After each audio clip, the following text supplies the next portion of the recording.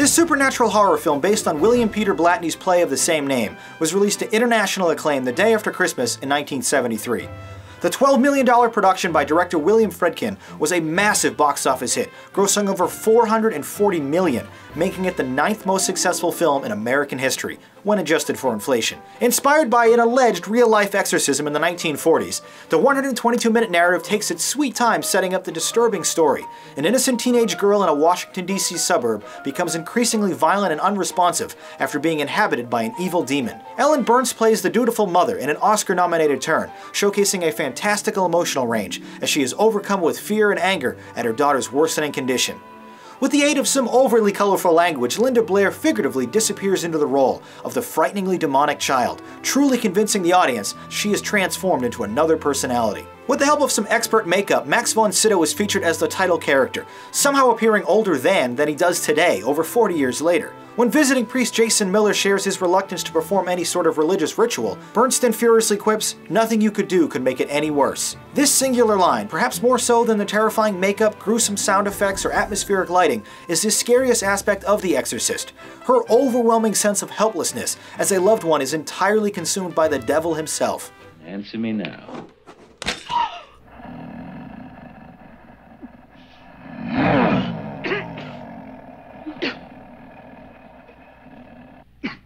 Are you the person inside of Reagan?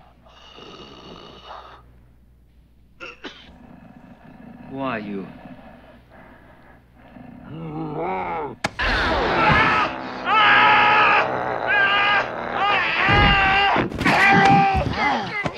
Let's go! That being said, the aforementioned costumes, cinematography, and effects are all impeccable, especially the award-winning sound design, which is positively chill-inducing.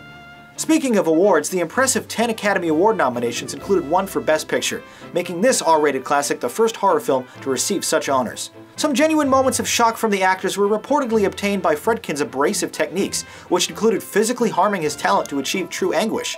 The now iconic theme, Tubular Bells by Mike Oldfield, is heard only once during the movie proper, but is a cold and unsettling backdrop during the closing credits. Despite the magnificent acting and scarier scenes, the film is markedly less interesting whenever Blair is absent from the 16:9 frame, which unfortunately is a great deal of the time. Indeed, the first 45 minutes of this picture honestly could have been exorcised from the runtime, as the slow development offers no memorable sequences or critical exposition. One of these earlier scenes has two men at a dinner party fighting over accusations of Nazi involvement, an entirely superfluous and irrelevant aside that is as useful as a screen door on a submarine. Impressively though, the behaviors surrounding the demonic events are handled with expert believability, especially during a final sequence that is irresistibly unnerving. There's never any true explanation or curiosity surrounding this though, no real examination of why.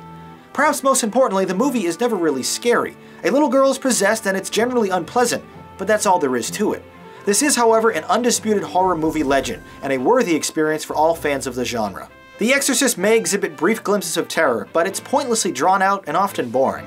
Well, at least I thought so. Here's what you thought in the YouTube comments.